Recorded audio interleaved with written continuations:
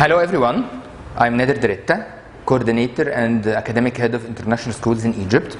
I'm here today to explain and tell you everything about the SAT.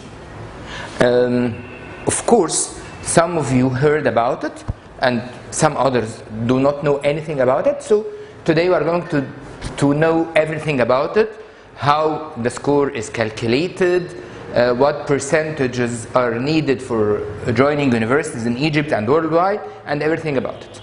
Okay. SAT. Simply, SAT is simply an acronym or abbreviation for Scholastic Aptitude Test, or a test that examines your abilities and your knowledge through your education from K1 up to year 12. So it is Scholastic Aptitude Test or Scholastic Assessment Test. Both are accepted, whether it is for assessment, للتقييم يعني, or measuring your ability to understand and think and so on. This is what is meant by SAT. The duration is nearly 3 hours with 50 minutes extra for the essay, and the essay is simply an extra optional part. We have part 1, which is English reading, 65 minutes for 52 questions. Then the other part of English is the writing section. It is 35 minutes for 44 questions. Then part 3, which is math with no calculator, 25 minutes with 20 questions. Then we have the math with calculator, 35 minutes, 38 questions. Finally, which is, as I said before, an optional part, the essay writing, it's 50 minutes.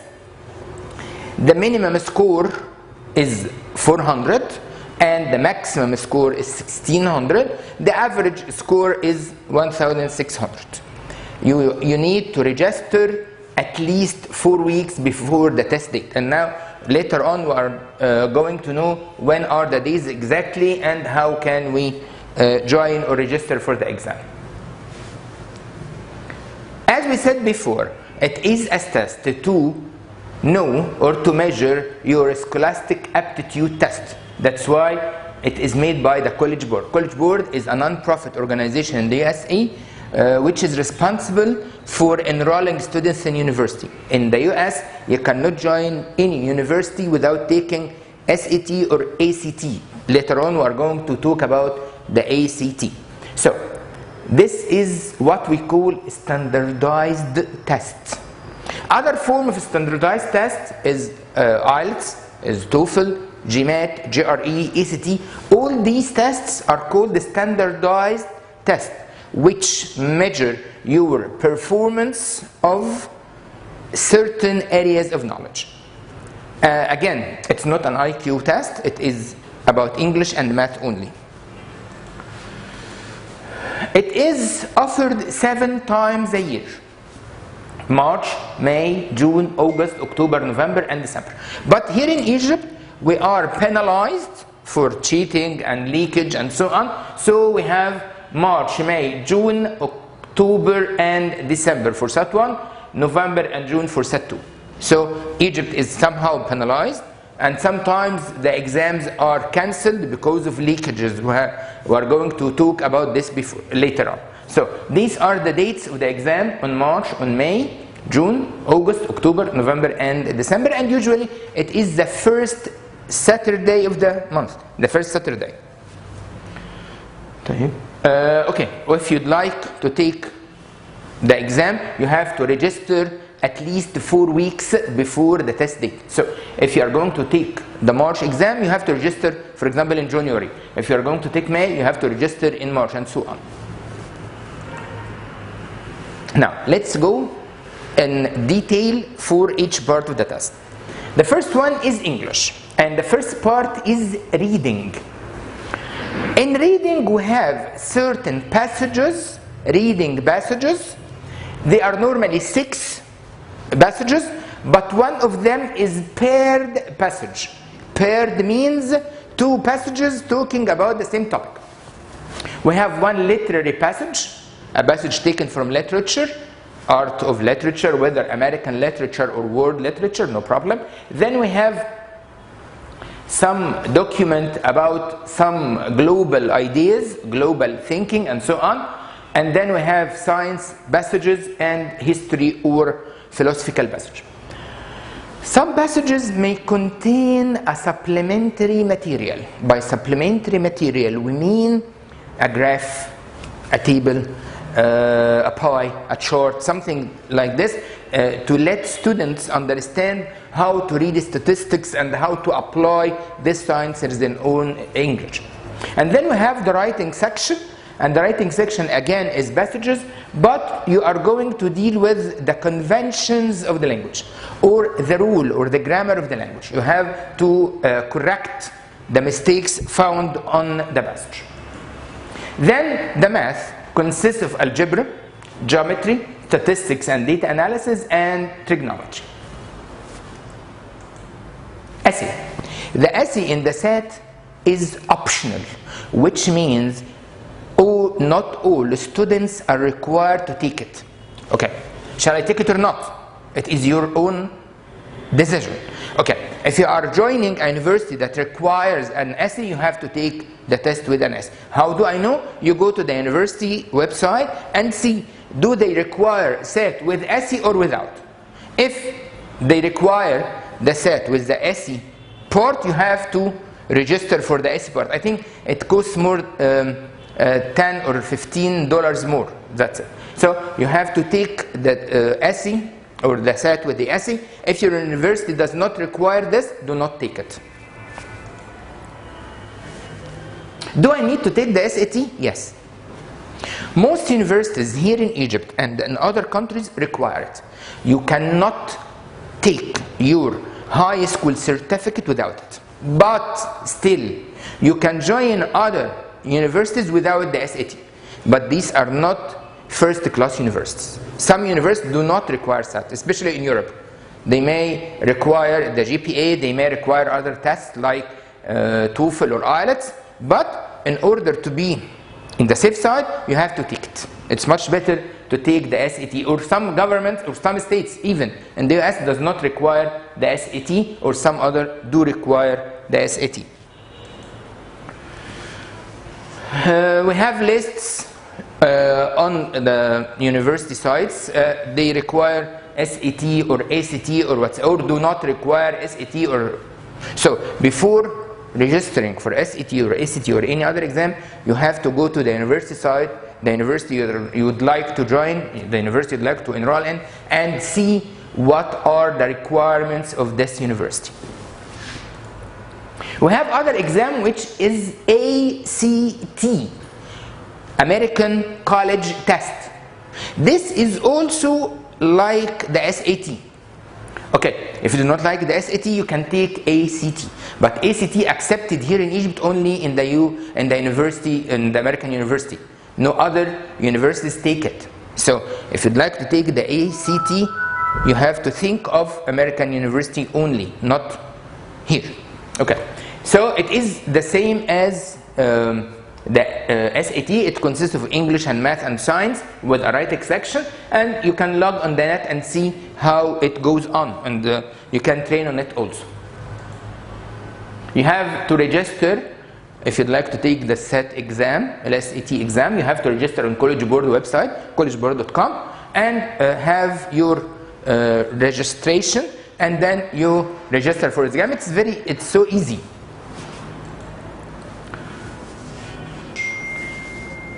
Of course, we have lots of test centers here in Egypt. So when you register for the SAT, you are required to assign the school or allocate the school where you are going to take the exams. We have schools in Tajamma, we have schools in 6th of October, we have schools in Alexandria, we have schools in Zamalek, in Mansin. So we have lots of schools that are test centers, so you can easily find a test center very easy. Is the SAT hard? I have been asked these questions millions of times. Yes, it is hard. It is not normal. It's not easy, by the way. If you think you can speak English well, it's okay. Okay, but the SAT is the highest level of the formal English. It is not the English we speak now. No, it's totally different. It is the language of, not the media even, it's the language of books, the language of classical books, the language of addresses in the parliament. So it's a very high level language, like Nahw in Arabic. So it is not the common English. Okay, you have to think of this, that SAT is the highest level of the formal English. The next session we are going to talk about the grammar of the exam, so stay tuned and see how the grammar is different from the grammar, you know, from the language you speak with your friends, from the movies you see, from the songs you listen to. The SAT is totally different, be careful. But the good news is, as long as you practice, as long as you learn, as long as you get knowledge and information, it gets easier for you. Do not worry at all. You know, of course, this slogan, practice makes perfect. Yes, as long as you practice, as long as you do your work well, nothing would be hard for you. How the test is scored? This is very important. English is 800 and math is 802. So the total is 1600. The passing grade is 800, 50%. But here in Egypt, universities do not take less than 900. So if you get 800, I think you cannot join a good university. So you have to aim at least 900 and 1000. How this is scored? The zero score is the zero score. If you write just your name and left your paper blank, you would get 400 out of 1600. But how it is scored later on? Listen, it's a very simple mathematical formula. Okay. The writing section and the reading section. The reading section is 52 questions. Okay, you answered the 52 questions and you got 35 questions correct. Write this down. You got 35 questions correct in the reading section. And then you answered the writing section and you got 30 questions correct in the writing section. Write this down. So you write the correct answer you got. Okay. And then you open the College Board and look for something we call the conversion table. Conversion table. Okay? You got 35 in the reading and see 35 equals, I think it would equal 29. Right, 29. And 30 in the writing section would equal, I think, 25. Right, 25. And add these two numbers together. 29 to 25 would be, I think, 29, 20, 25, 54. And this 54 times by 10, this is your score in English. Again. After I answer the test in the reading section and in the writing section, I would write the correct answers in the reading and the correct answers in the writing. And get the conversion table of this test. And see, 35 equals 29, the conversion table for reading. 30 in the writing equals to 25 for the writing section. Add these two numbers times 10, this would be your number in English. But in the math is easier. In the math, the number you take times by 10, this is the math section. So this is the score in the SAT. The good news is, if you have some relatives who took the old SAT, they would get a penalty for wrong answers. Quarter of a mark for each wrong answer. So if I have 40 questions, for example, I answered the 20 correct and the 20 wrong, I would get 15. But now, if you answered wrong questions, you don't take penalties. So answer, don't worry. You got this point, this is very important. You don't have penalties for wrong answers in set 1, but it is in set 2. So, these are the grades and how you score your grades. Of course, as long as you get higher grades, if you exceed 1400, 1450 and so on, your possibilities of getting scholarships, of getting into good universities worldwide is better than you get 1200, for example.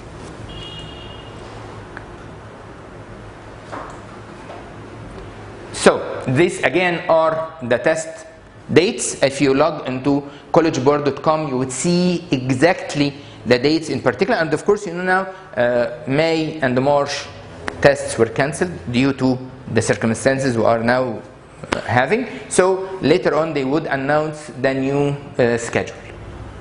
Now, how the SAT score is calculated here in Egypt? We have a different formula. In Egypt, we do the matching. What is this? Okay, I'll tell you in a simple word what is matching. Matching is, if I joined SAT in October, SAT in October, and I got, for example, 700 in math and 500 in English. 700 in math and 500 in English, so it would be 1,200. Then I entered December and I got 700 in math and 600 in English. So I can take the highest marks in both exams. So I can the highest mark of English in March, the highest mark in December, and match them. So this is valid here in Egypt only. But if you are applying in another university in other country, you have to take a complete test score. They do not do the matches. Now, but how can I make the percentage? Okay, I'll tell you how to make it. Your score in SAT 1, okay, divided into 1,600. This is the total score.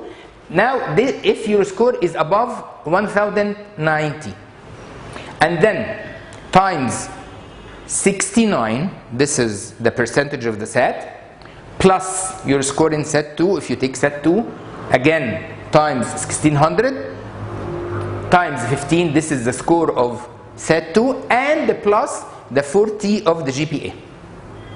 Again, your score in SAT 1, say 1,100, times 1,600, which is the full score, times 690. This is bonus. SAT is only 60% only, but you take 9% bonus because you exceed 1,000. And then times the SAT 2 plus the 40% of the GPA. If you get higher, this is for government universities. The private universities have another formula which is higher because they give you extra bonus, and this 60% would be 75%.